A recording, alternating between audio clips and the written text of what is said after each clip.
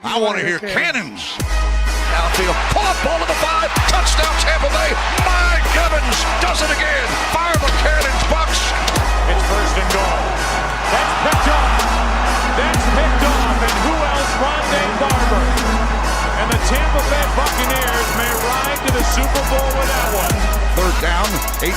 Dropping Gannon, looking Gannon. Those up with the head. Intercepted. 30. Derek Brooks 30. Brooks to the 25. 20. Derek Brooks all the way. There it is. The dagger's in. We're going to win the Super Bowl. And there the cannons go. Fire them. Keep on firing them. Keep on firing them.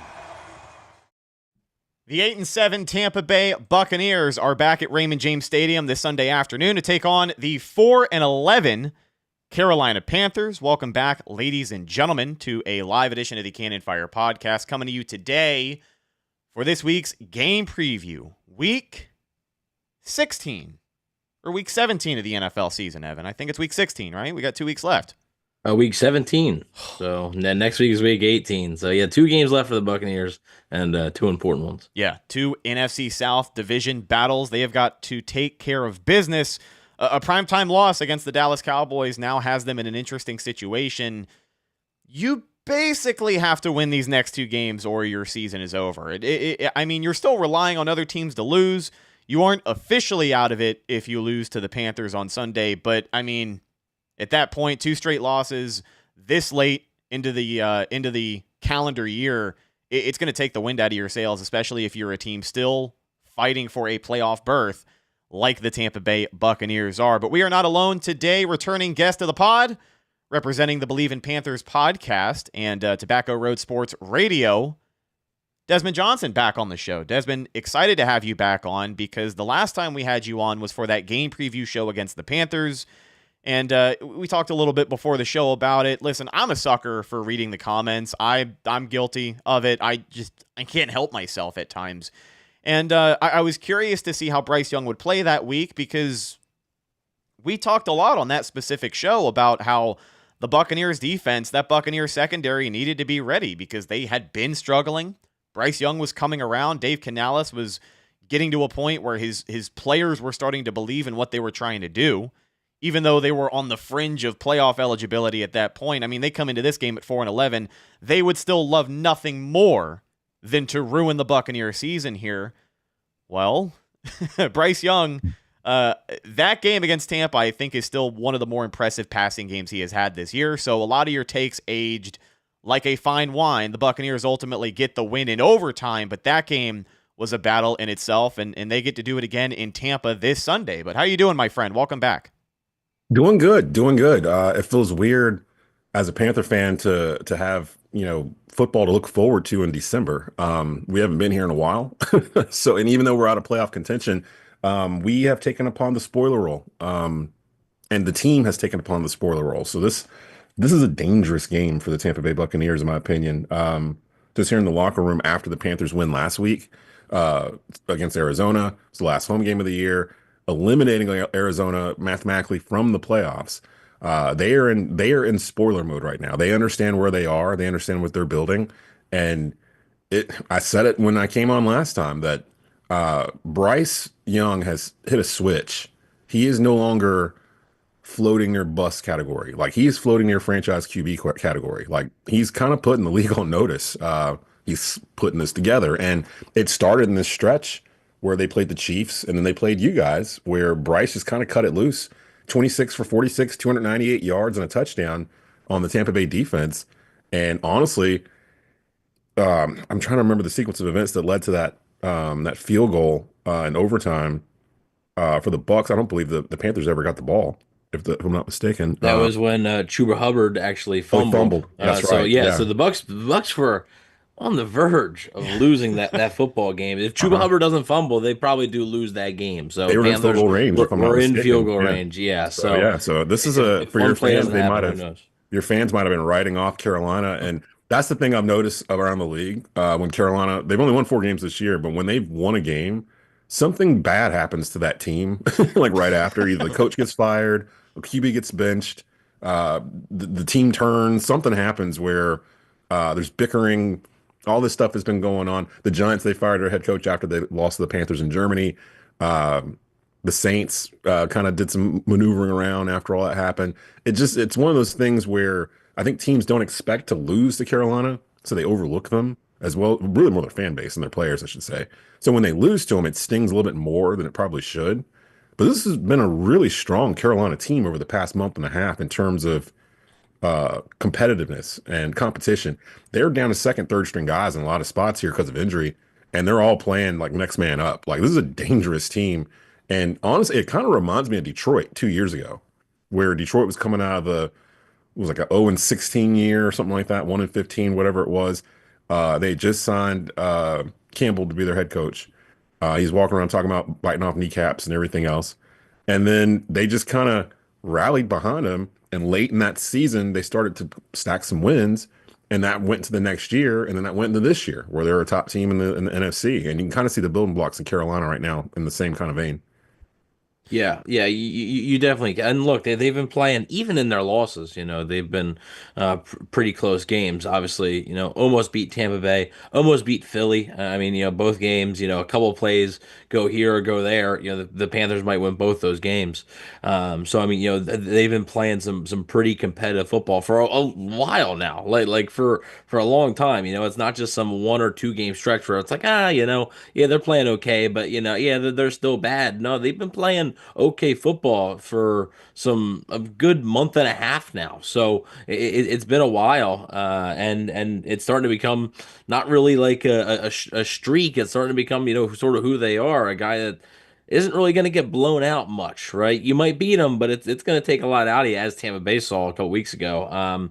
A couple of news on the game. Bucs head coach Todd Bowles had said that K. Dotton, Antoine Winfield Jr., and Sterling Shepard are all out for Sunday. So not really any surprises there. I think they were hoping maybe Otten would be back, but Sterling Shepard left the game against Dallas and was ruled out very quickly. So I've assumed he wasn't going to be back that quickly. Antoine Winfield Jr. still is missing some time here. Hopefully the Bucs can get him back before next week. I mean, I think, especially with the implications of what these next 2 weeks could mean, you'd want, Antoine Winfield Jr. out there for at least one of them. Speaking of implications, though, Rhett basically said that, this game is massive, and it is massive for Tampa Bay for a couple of reasons. If the Buccaneers lose to the Carolina Panthers on Sunday at 1 p.m., and the Falcons beat the Washington Commanders on Sunday Night Football, I Bleav the Buccaneers are eliminated from playoff contention because the Falcons will have basically clinched the NFC South, because they own the tiebreaker over Tampa Bay, and Washington would be at 10 wins, where the Bucs would still be at 8 wins with only 1 game left. There's no way to catch them. So I Bleav that a Buccaneers loss and a Falcons win would eliminate the Bucs from playoff contention. So there is a world where the Buccaneers season pretty much completely ends on Sunday. There is a world there. So, but in order to avoid that, they got to take care of their own business, right? They can't be eliminated if they don't lose, right? If the Bucs win, they keep their playoff hopes alive, no matter what happens in the Falcons and Commanders game. And if the Bucs win and the Falcons lose the Commanders, then all the Bucs have to do is win in Week 18, and they're NFC South champions. So they still do, while it's not completely controlling their own destiny, and they're not in the driver's seat anymore after that loss to Dallas. They still have a lot of work to do, and we'll see if they can accomplish it. But a big weekend coming up. Absolutely. And looking into this game here, we open things up. We talk about the quarterback for Carolina, Bryce Young.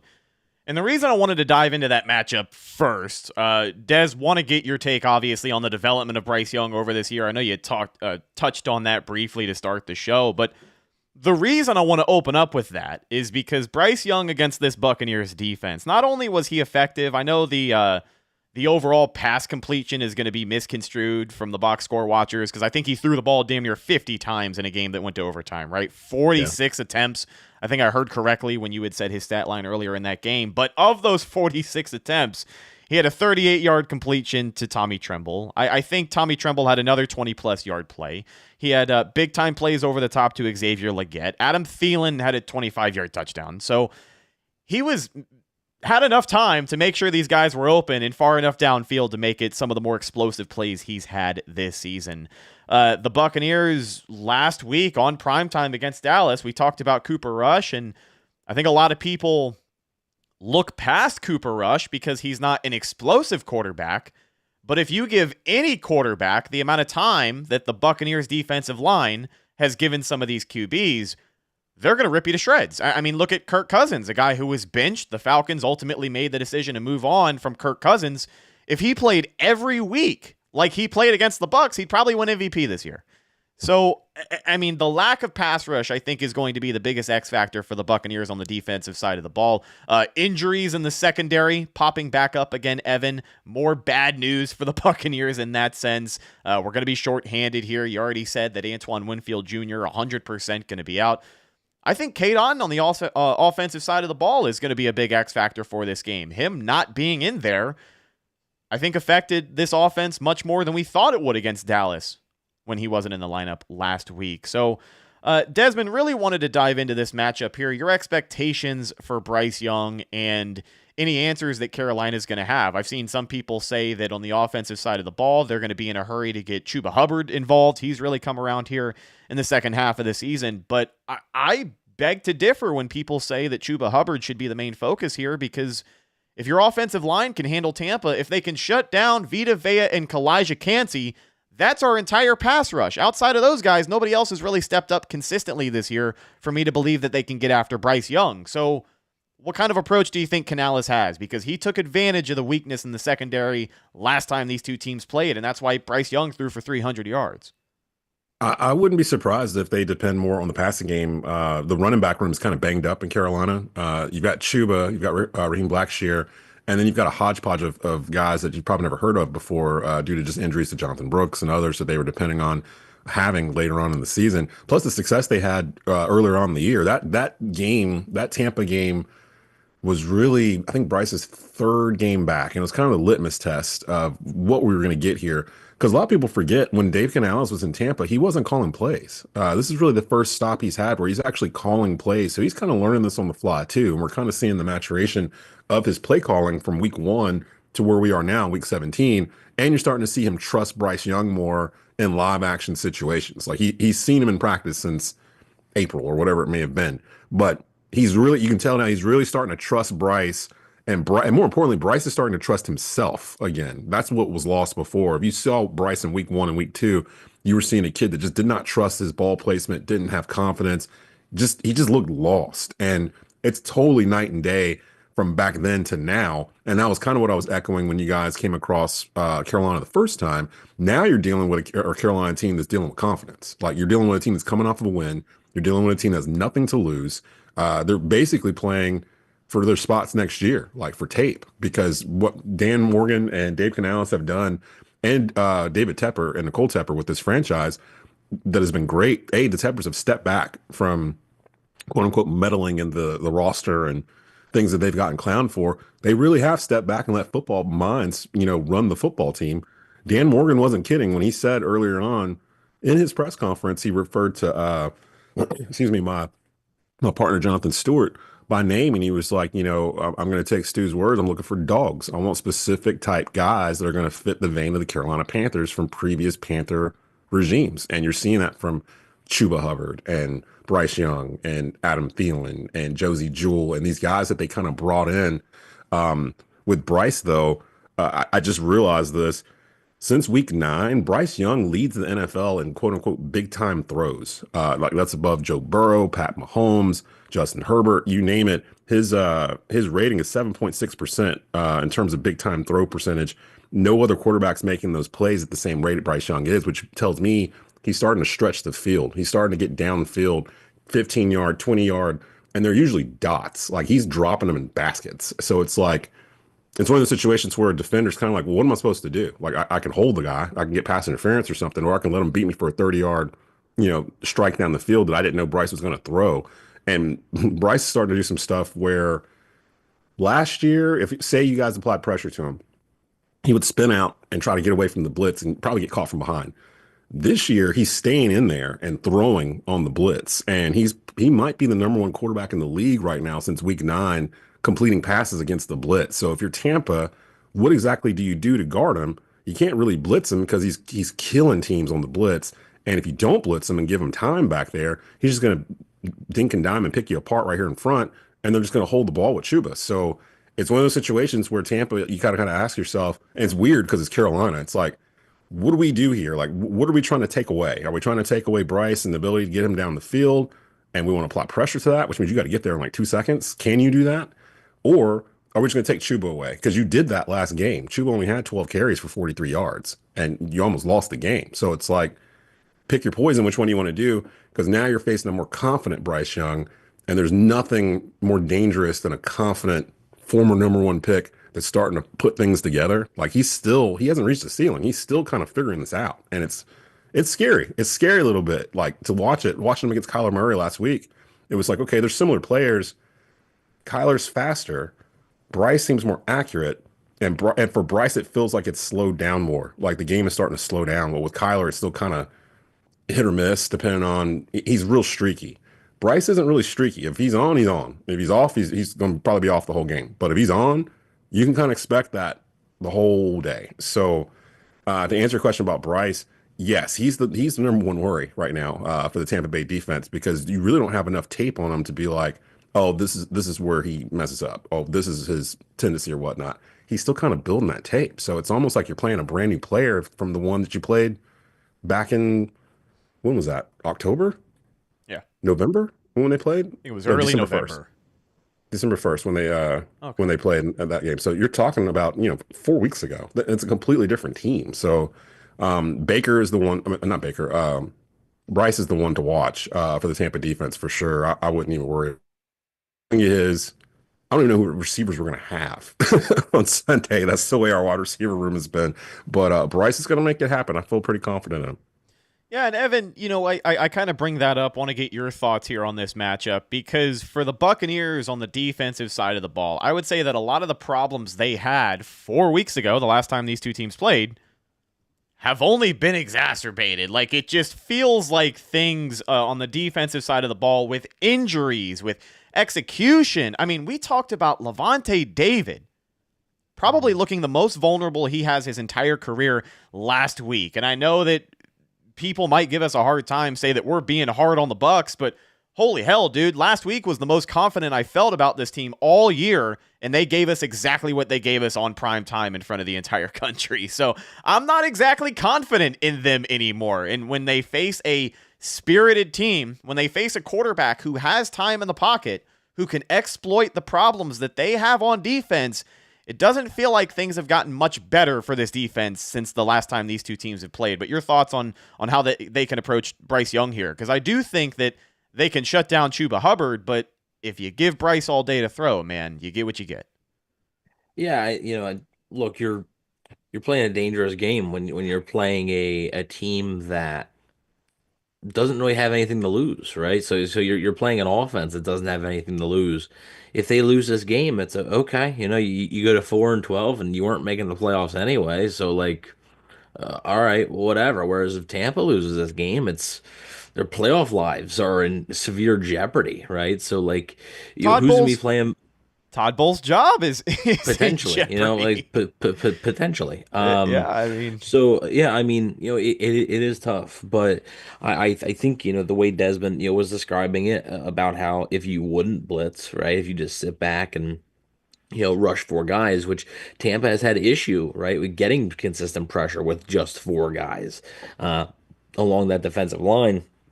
And, he said, it would just probably be a dink and dunk, right? And then, hand off to Chuba Hubbard a couple times, take what the defense gives you, not really force anything down the field, because the Bucs might not be giving you much down the field if they're just playing coverage and just taking the 4 or 5 yards each time, not getting impatient. That's a lot like what Dallas did. That is a lot like what Dallas did against his defense.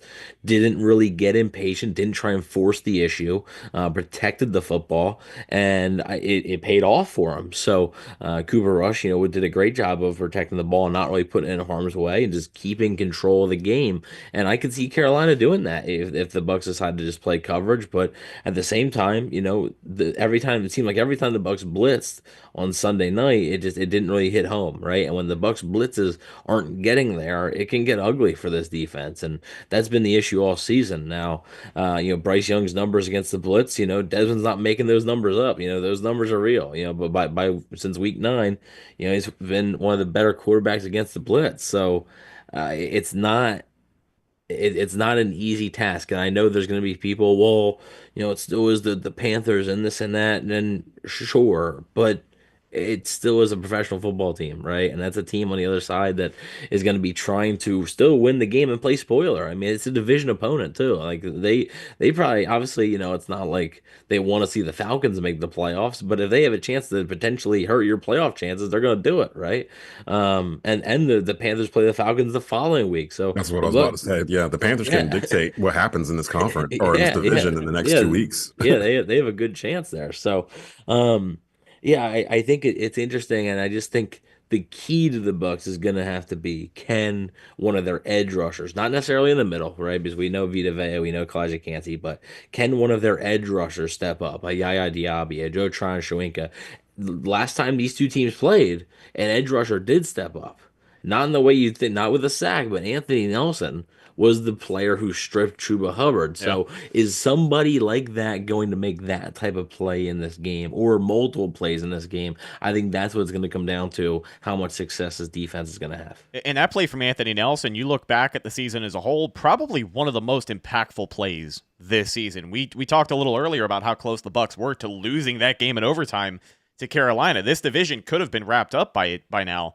If that game didn't play out the way that it did. But Evan, I'm glad you brought up the pass rush. We're going to kind of sidebar here, and we're going to address this quickly because I think just like last time, there isn't a whole lot of traction here, but people love nostalgia. And, we are big supporters of Shaq Barrett on this show. We have always been big fans of Shaq Barrett on this show. Well, this week, the Miami Dolphins granted him his release, and if he is not claimed on waivers by the end of the week, then he will become a free agent, which is the expectation.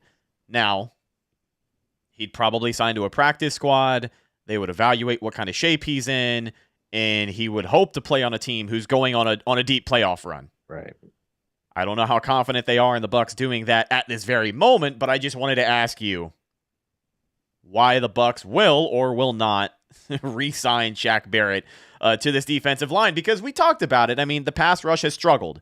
Vita Vea and Kalijah Kancey, six sacks and 6.5 sacks respectively. Those guys lead the team. Your interior defensive linemen are the pass rush. Nobody else has stepped up. So it makes sense for a lot of people to expect Shaq Barrett to be back on the Tampa Bay Buccaneers, but he is up there in age. He's not going to be a guy who can come in and make an instant impact.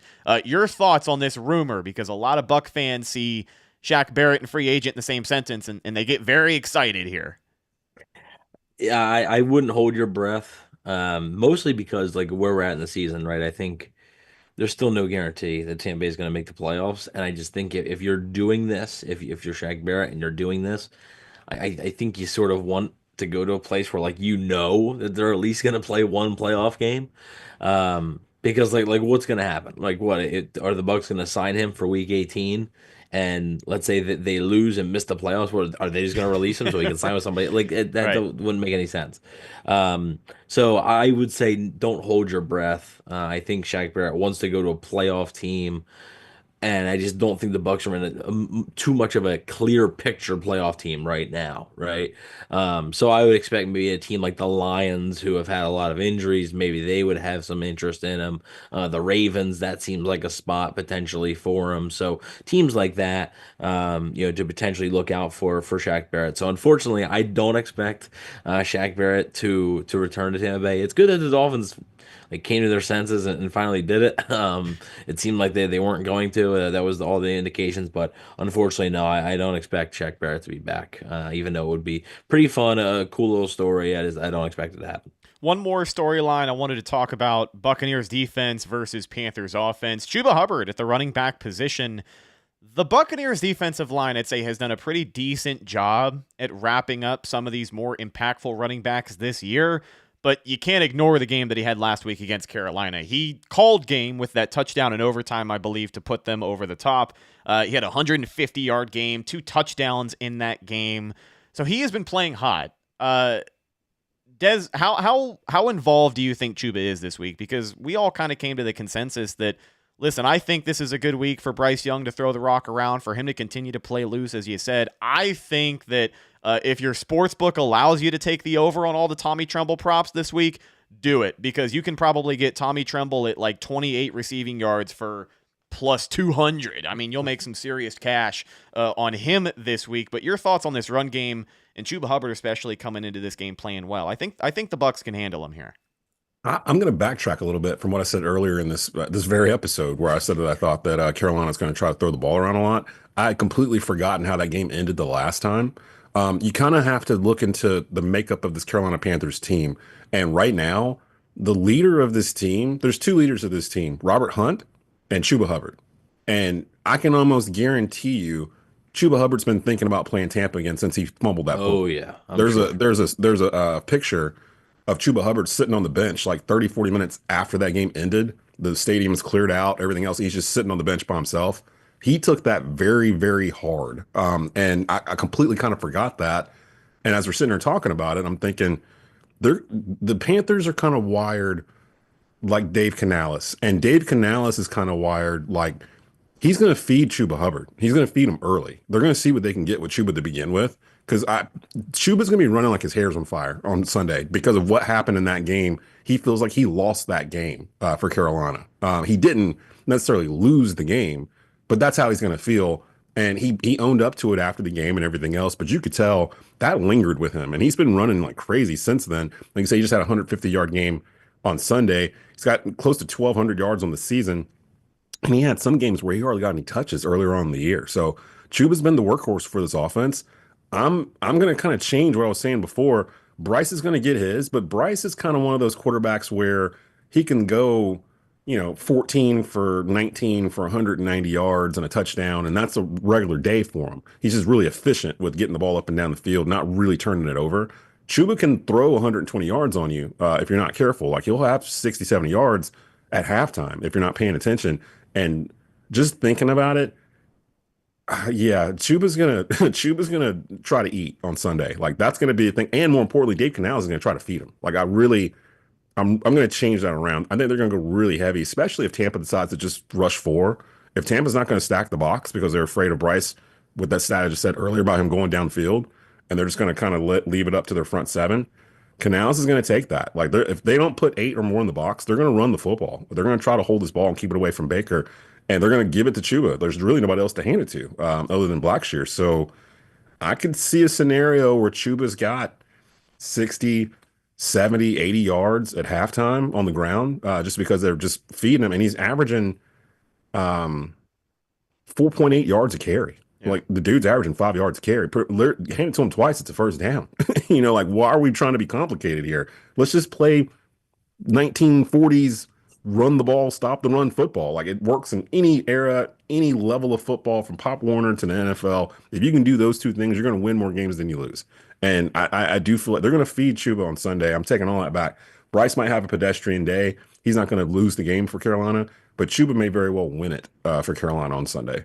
I think it's a perfect scenario for a quarterback like Bryce Young. We've talked a lot about his strengths and his weaknesses so far this season, but to have a run game that's hot, I mean, it helps any quarterback, but if you can alleviate that pressure by leaning on Chuba Hubbard a little bit more, I think the Panthers would like that game plan as well. But I do think that Vita Vea, Kalijah Cansey, these big dogs on the defensive line, if they don't have an answer for Vita Vea, I think they can wrap up Chuba Hubbard. I think they can force Bryce Young to have to throw the football, and I do think Bryce is going to get his. And again, that's an area that we've talked about up until this point where it could get out of hand. If the pass rush cannot affect Bryce Young, he could throw the football all day, and Chuba Hubbard gets 8 carries, and they'll be happy with that if they can effectively move the football. That's the danger of this matchup. But Chuba Hubbard, absolutely an X factor in how the Panthers' day is going to go on the offensive side of the ball. But let's go over to where this matchup definitely favors Tampa Bay here.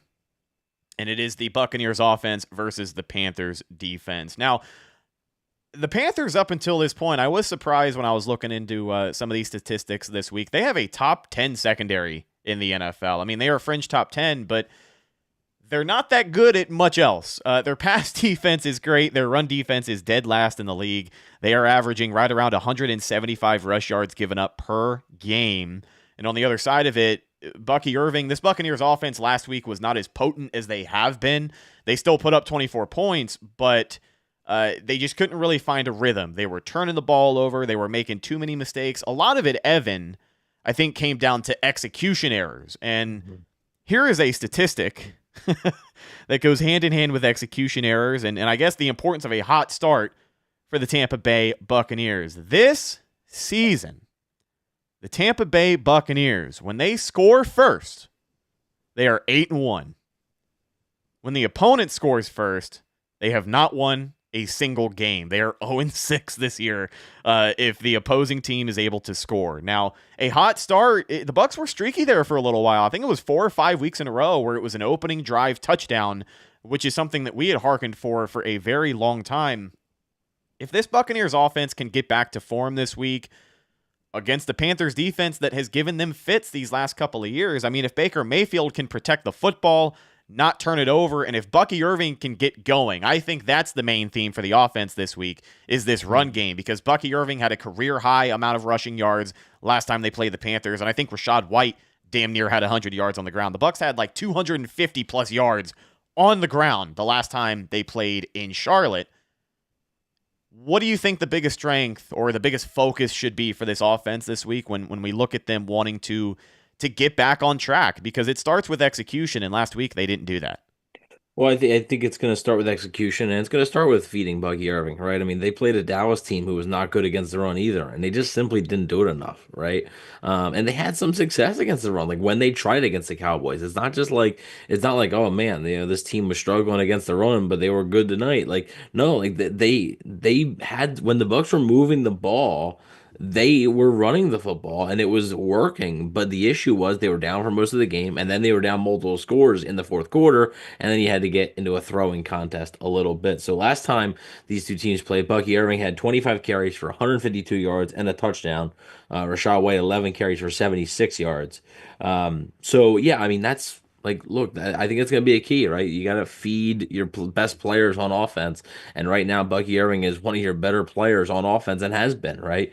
So I definitely think that's something the Bucs are going to look to do. And I mean, the one thing that Carolina, has going in their favor is their passing defense, right? And Baker Mayfield, even in the last 2 games against Carolina last year, Baker Mayfield kind of struggled. This Bucs offense struggled to move the ball. I mean, look, the Bucs clinched the NFC South last year, scoring 9 points, winning that game 9-0. So, like, it's not like, the all Bucs offense is lit up this Carolina defense, in the past. And Baker Mayfield in particular has, struggled against the Panthers. He played, I think, one of his worst games this year a couple weeks ago against Carolina. So, they are going to get a little bit of relief, though, as it appears that J.C. Horn is going to be doubtful for this game. So, he's probably not going to be in there, which would help. Mike Evans had 118 yards the last time these two teams met. We know that, look, like, yes, the fans care about the 1K thing, the 1,000 yards. So maybe Mike Evans can get a little bit closer this time around as well. So I mean, but again, but a recipe for success for the Bucs is not Baker Mayfield throwing the ball 30 plus times. No, that's not the recipe for success. The recipe for success is remaining balanced, feeding Bucky Irving, feeding Rachaad White, keeping control of the game, and playing to the sticks, basically. Getting those, just like Desmond said, kind of Bryce Young could do, right? If the Bucs couldn't affect them with four guys rushing the passers, take your 4 or 5 yards a time, right? Just like he mentioned when Chuba Hubbard, you get 5 yards twice, that's a first down. You just keep moving it. So yeah, I think that's the key for the Bucs, and just but at the end of the day, we can say this all: if they don't execute, it won't work, right? So the players' execution has to be better. The quarterback, has to be better, protecting the football. But and there's a couple things, little mental errors, right? Sterling Shepard drops that ball on 4th down early in the game against Dallas. That can't happen. Jalen McMillan can't hold on to the ball. The Bucs end up having to punt there. Jalen McMillan gets the ball ripped away from him. It's just it's small things. Offensive penalties have also been a big issue for the Bucs. Hopefully they can clean those up. So there's an opportunity here, but the Bucs offense could be unstoppable almost against anybody if they would just get out of their own way. Yep. And unfortunately, there's been games this year where they just simply haven't been able to do that. Well, the Bucs are once again in a prove-it situation. And I mean, this is literally as do or die as it gets, because we talked about the importance of winning this game, taking care of business the following week against New Orleans. That's the cleanest route to the playoffs, and that's the best way to prove that you're even a playoff team. I mean, the Bucs had a chance last week on prime time yet again to step up and win on prime time, something that they haven't been able to do this year. They had a chance to prove that they could take advantage of a Dallas team that is really just having a rough go of it this year. I know that they had really started to come around, won 3 of their last 4. Cooper Rush was playing well, so maybe they're feeling spirited to play spoiler down the stretch. But they shouldn't have lost to that team. They shouldn't have lost in the fashion that they did, right? If they had showed up ready to play from the beginning, I think they would have won that game by 10 points. But that's neither here nor there. They are now back at square one. They have to prove themselves against a team that, again, the Panthers playing inspired football, but most NFL teams are going to overlook a contest like that. And when you're the Bucs, I know that it helps at the division game. Absolutely. It just puts you in a situation where there is so much weight on this matchup that, like, you almost have to play a perfect game, I think, to convince people that they are where we thought they were headed into that Dallas game. I am also glad that you had mentioned Mike Evans, his big day. I think he found the matchup, or I think he found a touchdown. He did. He found the end zone, yes. Yeah, so he found the end zone at least once. Bucky Irving, 80 yards away from being the first 1,000-yard rusher for the Buccaneers since a rookie Doug Martin, which is rookie Doug Martin was the last rookie to have 1,000 yards, and then I think Doug Martin by himself was the last running back to have 1,000 yards for Tampa Bay. A lot of time has passed since then. A lot of time has passed since the 2022 season where people were talking about Mike Evans. They were worried about his production down the stretch and getting to 1,000 yards, and then he had that monster 200-plus yard, 3-touchdown day against the Carolina Panthers. Again, different quarterback, different team. A lot of time has passed, but you never know. You really never know. Desmond, I wanted to get your thoughts on the Panthers' defense here and maybe this matchup with quarterback Baker Mayfield. Baker last week played an okay game, had his ups and his downs, but one of the things that he is susceptible to this year is if he feels that pressure early, he can psych himself out a little bit. He can start running into sacks. He can, go into hero mode where at times he's trying to do too much, and that's fine. That's an admirable ability in a quarterback. I like a guy with no quit, and that's why a lot of people root for Baker, but sometimes it can cause bad things to happen. He didn't cause Rachaad White to fumble the ball last week, but his extra fighting at the end to not just take the sack or throw the ball away caused that fumble to happen. It's not Baker's fault. I'm not saying that Baker lost him that game. I'm just saying that sometimes you got to live to fight another day. And tough situation. Back to their own end zone, final minute of the game. Not ideal to take a sack there, but you get what I'm trying to say. Some people won't, and that's fine. But Desmond, I say all of that to ask you, how do the Panthers approach Baker Mayfield? Because despite their struggles defending the run, despite most of their struggles this year, they've got a pretty decent pass defense. And I know J.C. Horn's not going to be out there, but I'm trying to remember the name of the defensive back who had an interception against Tampa Bay last time. I believe it was Xavier Woods. It was either Mike Jackson or Xavier Woods, if not both of those guys. Two. I think he had two. Baker threw 2 interceptions in that game. Dane Jackson, I think, was still hurt at that point. But yeah, it was one of the Jackson guys, and I think Xavier Woods had the other one. And you're right with Baker. We had him last year, or 2 years ago. So we kind of have a general idea of how he is. He's kind of got this Brett Favre in him a little bit, some spunk, a little. Might do something you're like, no, like, once or twice a game. He's kind of one of those kind of quarterbacks. Jake Delhomme was like that. But you get the good and the bad with him. When he's on, he's on. When he's off, it just kind of, Baker's not the type of quarterback that can kind of turn around mid-game. He's either going to have a really good game from start to finish, or he's going to be a little bit off, like most of the game, and it'll get more rattled as the game goes on. And what Carolina did last time, they really applied pressure. I think that was one of the games where Jadeveon Clowney came back, and he was really in the backfield a lot in that game. And I want to say DJ Wanham, that was the game that Wanham came back on the other side. So we actually had somebody to complement Clowney for the first time really all year, pass rush-wise. The run game, the defense, that bothers me. Carolina has given up 200 yards on the ground for the past, I think, 4 weeks and counting. So it doesn't matter who it is. Like, everyone's just running through this team like it's just melted butter pretty much. And a lot of it has to do with, you touched on injuries. I'm sitting there looking through the injury report from Mike Kay over at the Charlotte Observer. As it stands right now, Josie Jewell looks like he's going to be out with a concussion.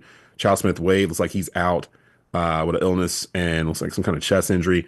J.C. Horn, they're listing him as doubtful, but it's a hip injury, so I'm not really sure. It'd probably be like a game time decision for a with corner. him. That's a tough one. Yeah, that's a tough one. And J.C. Horn, me and Stu were looking at the stats. It's crazy to say it, but J.C. Horn is having a Darrelle Revis type of season in terms of who he's been facing. He's pretty much limited top receivers. They don't move him around, and that's one of the beefs we have with Ejiro Evero's defense, where J.C. Horn's clearly your number one corner. He should move around and be on the number one wide receiver every game, pretty much. They don't play defense like that, so he's just lining up on a side, pretty much. But when he's faced number one wide receivers, I think he's held them to under 35 yards or something like that, like throughout the year. And if you go out and look at who he's played against, he didn't face up against Mike Evans that often in that first game.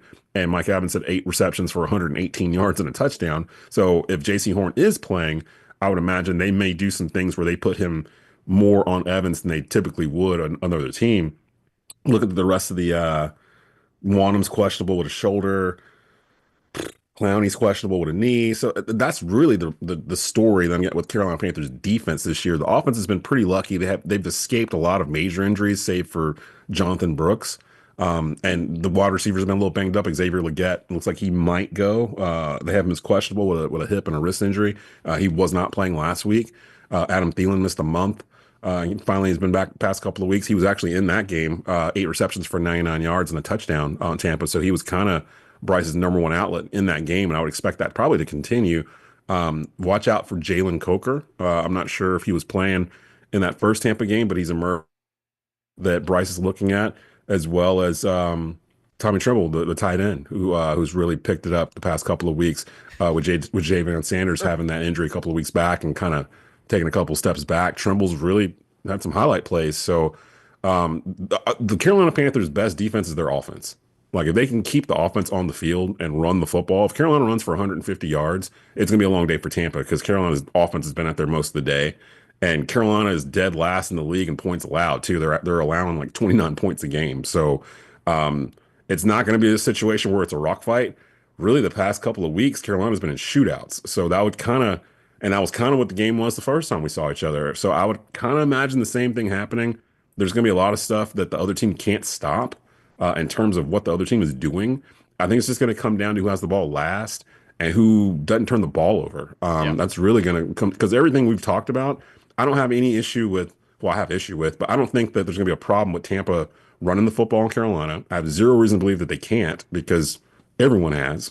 Like, even like the Cowboys, like everyone has ran on Carolina because there's nobody out there. Like, they've got second and third string guys filling in spots and have all year. Depth was the main issue with this roster coming into August, where we knew that if some of your starters start getting hurt or banged up or aren't available, there's really nothing behind them because they just started filling this roster in. So that's kind of where Carolina's defense is right now. And it's kind of the reason why I feel like Ejiro Evero may not be here next year because of that, which is totally fine at this point. I'm kind of ready to bring in a Robert Salah or whatever they're going to end up doing there, which will make it even more fun next year. But I do think their best defense would be the Carolina Panthers offense, because the Carolina Panthers defense, I'm not going to say they stink. They can make stops when they need to, and they have in this stretch, and especially late in games in the fourth quarter and overtime. They've come up with big plays, turnovers, fumble forces, interceptions, things that have affected these games late. They're just now learning how to win. They're learning how to finish games, and we're watching a young team learning how to do this on the fly. And I got to say this too, for the Carolina Panther fan base that's like, oh no, we're not in top 5 draft picks anymore or whatever. Who the hell cares? Like, honestly, it is December. Like, I am not thinking about the draft. I'm not thinking about Travis Hunter. I'm not thinking about moving up to number 3 or whatever. Like, Christian McCaffrey was the 8th overall pick. You know what I mean? And he's one of the best players in football when he's on the field. It doesn't matter if it's the 2nd pick or the 8th pick or whatever. We need players, plural. Like, we need depth. It's not going to be one guy.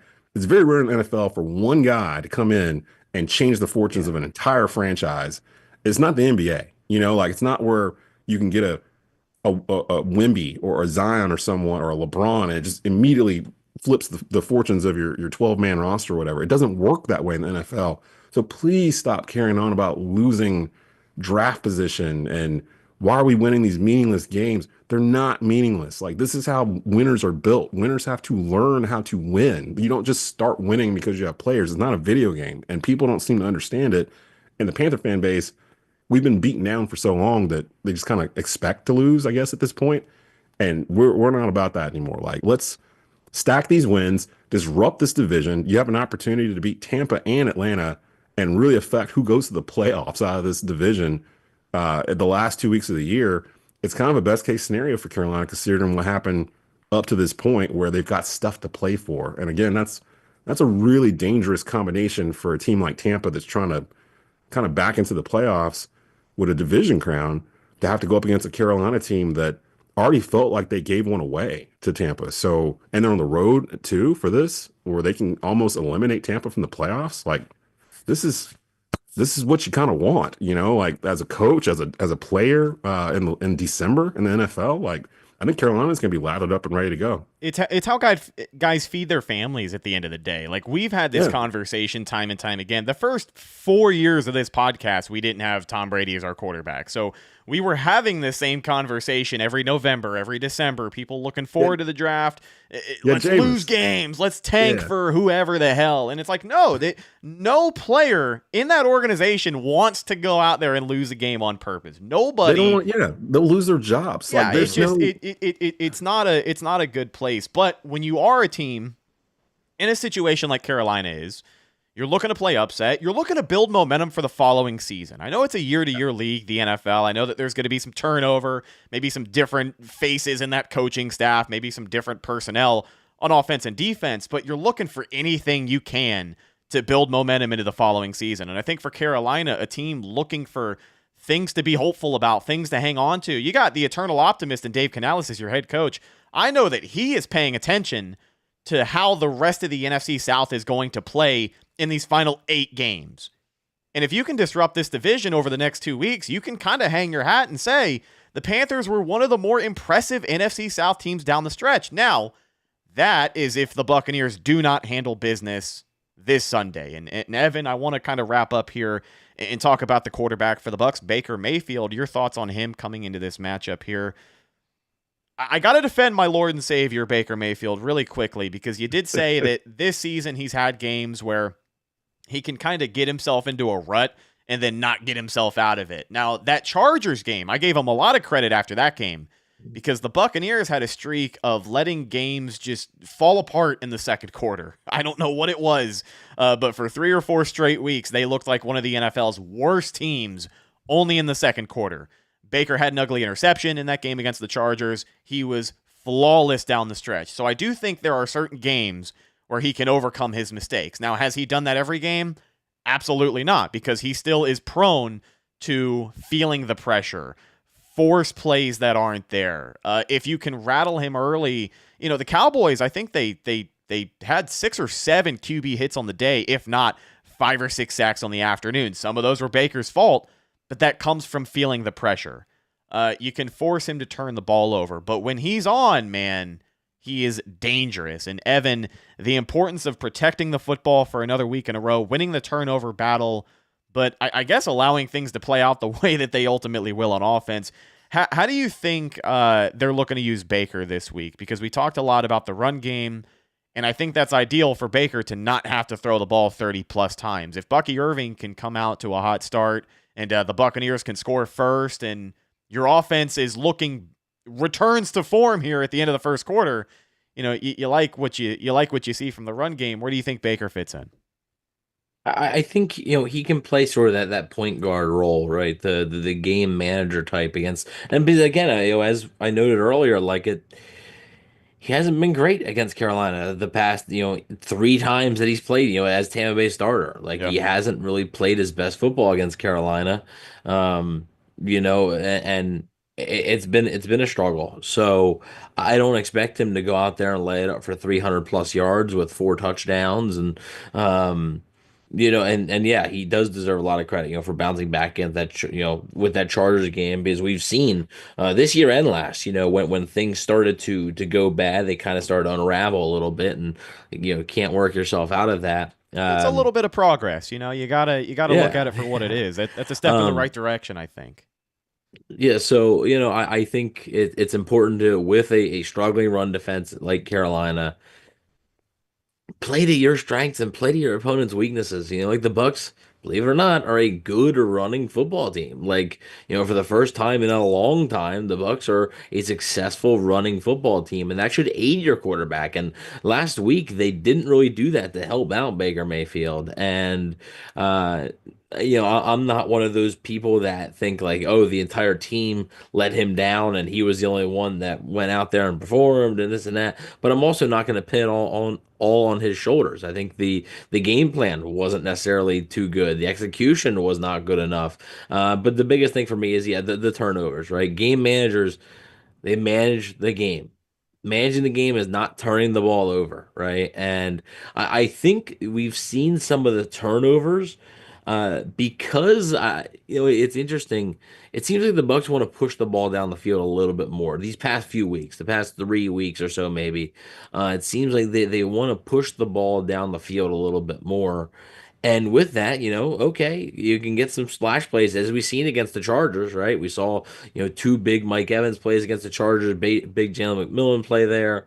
But you can also have turnovers. That's your risk that goes up there when you're trying to push the ball down the field. So I think they need to maybe get back to what they were doing earlier in the year when Baker Mayfield was protecting the ball better. And that's a key though, because look, I believe the Bucs won the turnover. The Bucs lost the turnover battle last time these two teams played, but still won the game. That's rare in the NFL, right? You don't really see that all that often, and I just don't know if the Bucs are going to be able to afford losing the turnover battle again and winning the game. I just don't know if that's going to happen. So I think the biggest thing is taking care of the ball and managing this game while also giving it off to Bucky Irving and Rachaad White out there. Yeah, again, I think it all factors into, for Tampa Bay, it all factors into proving they're a playoff team. You can't lose the turnover battle and still win the game against a 4-11 football team. They're playing great. Again, they're playing inspired football. I think this is going to be a tough game. I don't think the Bucs are in a position to overlook Carolina, but you have to prove that you can do it against better teams in the NFL. You can't let the execution errors happen as often as they did last week against Dallas, because everybody overlooked Dallas. I'm guilty of it. I was on that game preview show, and I said it's probably going to bite me in the ass, but I think the Bucs are going to do this, and this week, and they didn't do shit. So this is a game that, again, we cannot understate the amount of pressure on Tampa Bay here. Everybody loses, is what some people in chat are saying. They say that we're coming down too hard on the Bucs because every team loses. So what? They're not going to win every game. Well, the pressure and the weight of these losses is growing as the year goes on. So they cannot lose anymore. We cannot stress that enough. You can lose this game and you can depend on Atlanta to F themselves over to end the year. But that doesn't feel good headed into the postseason. That doesn't give me a vote of confidence for Todd Bowles back another year as Buccaneers head coach. We will close it with this. And again, another sidebar conversation, but the growing expectation, Evan, surrounding Todd Bowles is that if the Tampa Bay Buccaneers win the NFC South Division, they would consider bringing him back. If they do not, then obviously that opens the door a little bit wider for some other head coach candidates in Tampa Bay.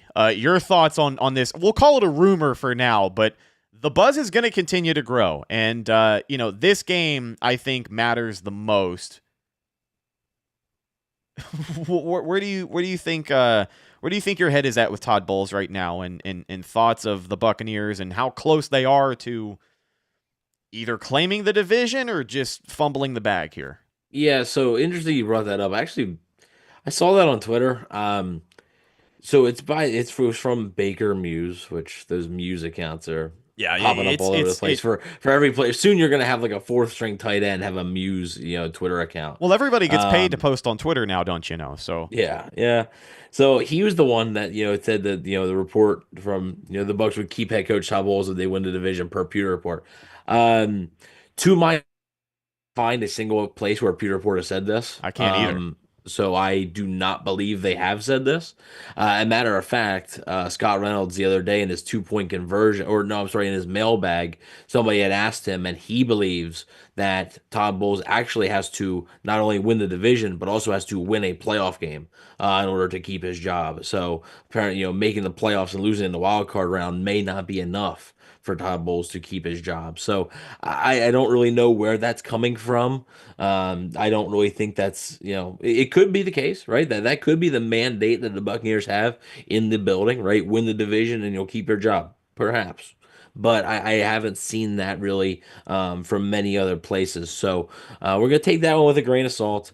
But obviously, yeah, this game it means a lot. This game could cost Todd Bowles his job. I mean, you have 3 games down the stretch where you control your own destiny, and you lose this game. You've lost 2 of your last 3 games, assuming you beat New Orleans in the last week and you miss out on the playoffs, or even if you back into winning the division. Like you said, that doesn't feel good for anybody, right? I mean, let's say, the Bucs lose to Carolina, and then let's say Atlanta loses to Washington, and then let's say Carolina beats Atlanta next week. I think the Bucs would then win the South, but like that doesn't feel good, like that's not a good feeling, especially when you had it all in your hands there. So we'll see. I don't know. I think his job security is up in the air right now because we just don't know what's going to happen. I think it's a completely results based outcome here for Todd Bowles. It's the same conversation we have at the end of, it feels like, every year with Todd Bowles as head coach.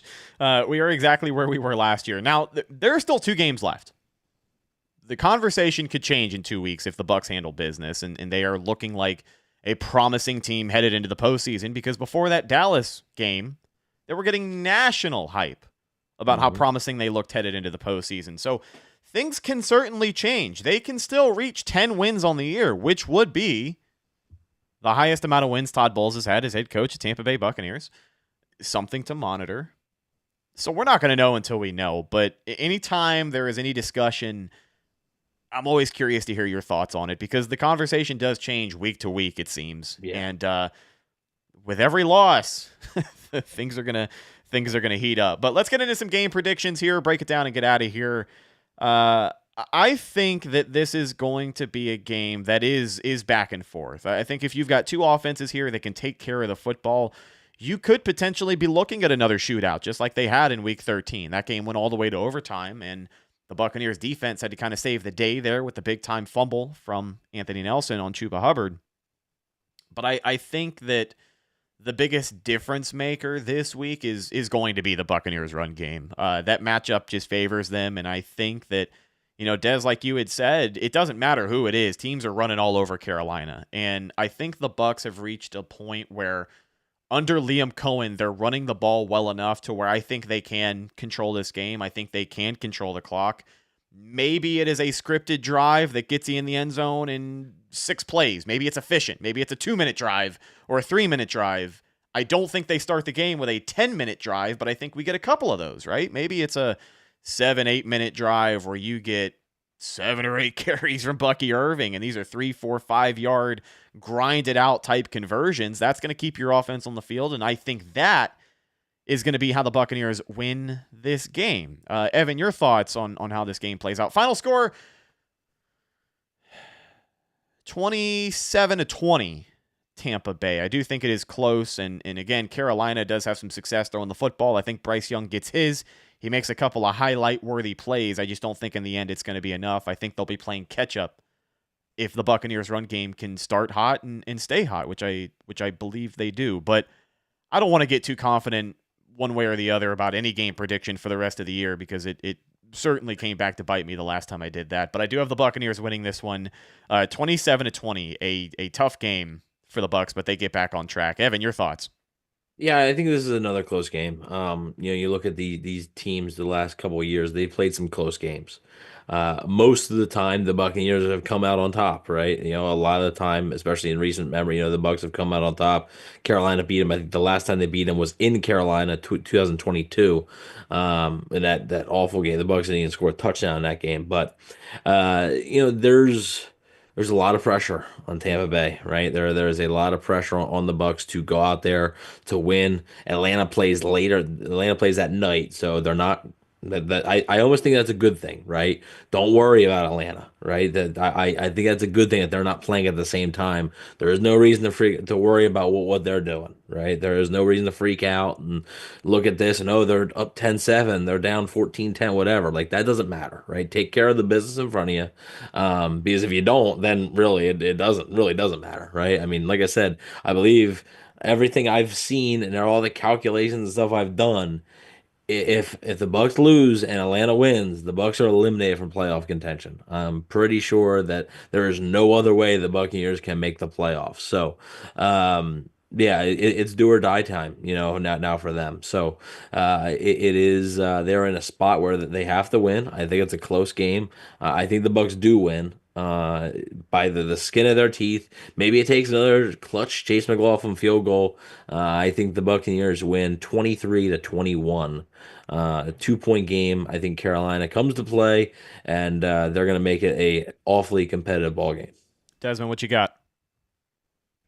I'm going to go with Carolina. Again, it wouldn't shock me. It really wouldn't shock me. Well, everything you just said is completely true, and I feel like Carolina is going to come in way looser than Tampa is. I feel like Tampa is going to come in pretty tight in front of their home crowd. Division on the line. Like you said, Atlanta didn't play till later, so they know everyone's going to be watching them. And again, Carolina, they know what their deficiencies are. They know what they did last time they saw Tampa. They know what Bucky Irving did. They know, what they were able to get the offense to give them in terms of turnovers. And I think they're going to try to duplicate that same thing. But again, like I mentioned earlier on, I do feel like the entire offensive line and Dave Canales are going to try to make a point to get Chuba Hubbard involved in this game early and often based off of what happened in the end of the last game where he fumbled the football and Tampa ends up kicking a field goal in overtime to win it in a game where Carolina felt like they let that game go. Carolina's coming to this game thinking that Tampa shouldn't even be in this position to win the division right now because they should have lost the game against Carolina last month or 4 weeks ago. That Carolina kind of gifted them. So I think Carolina's going to come in this with an edge. And again, you're talking about a Bryce Young that's 4 weeks removed from that game. Like Bryce is playing better now than he was then, in that game. So there's a lot of different things to consider here.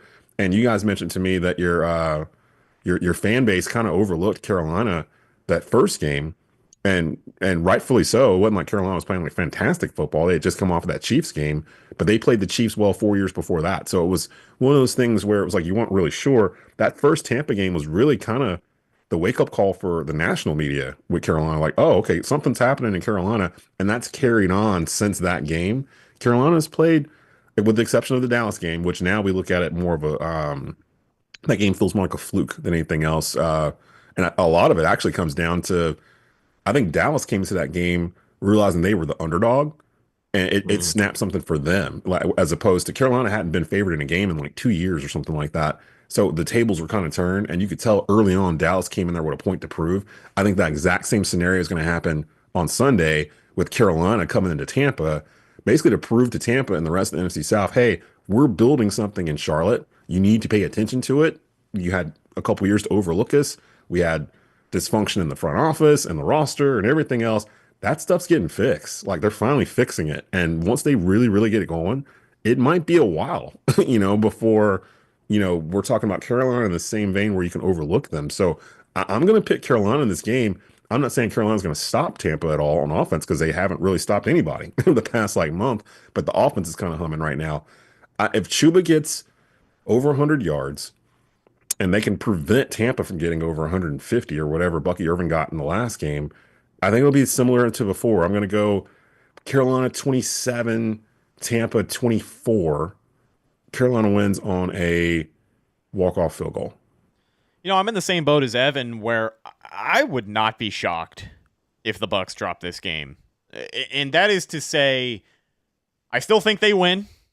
I think they should win if everything goes according to plan, but it is the NFL. And as we have seen, things can change in the NFL on a week-to-week basis. The Bucs may not be the team that we were hoping they would be under head coach Todd Bowles. And it certainly has the chance to shake things up tremendously here in the final few weeks within the NFC South division. People can say whatever they want about the NFC South division, but I always love a good division game. And this one seems like it is going to be a lot of fun.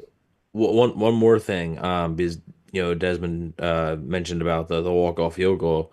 So the Bucs obviously went to overtime in that game. That was a game that Eddie Pinheiro was 3 for 5. Yeah. So missed two field goals in that game. So It was right yeah, after that was right after he got crowned the most accurate kicker in NFL history because Yeah. of the Justin Tucker implosion from the Oh couple of weeks boy. before, whatever. As soon as they labeled that to him, Eddie just started missing field goals like all over the place. It was weird. Well, there was an Yeah, article. but There was an article a couple weeks ago about how the Buccaneers have run into a lot of bad kickers. this year. they've gotten Yeah. fairly lucky with with good kickers just having bad days. So yeah, Jake Moody obviously made the one that counted. So, but yeah, just wanted to point that out there. Ladies and gentlemen, that is going to be the show. Week 17? Week 17. Yes. Week 17 of the NFL season is here. Would you believe it? We only got a couple more of these left for the regular season. Is the Buccaneers playing for their playoff lives this week? Potentially only one more game preview left. Don't say that. Potentially. Don't say that. Potentially. Don't say that. I don't like that. Want to It's say up to thank the- you to our it's guest. not up to us. It's up to the Bucs. Want to say thank you to our guest and friend of the pod, Desmond Johnson from Bleav in Panthers and Tobacco Road Sports Radio. You do Bleav in Panthers with Panthers legend Jonathan Stewart, so certainly an authority of the sport. Where else can people find you and your great content?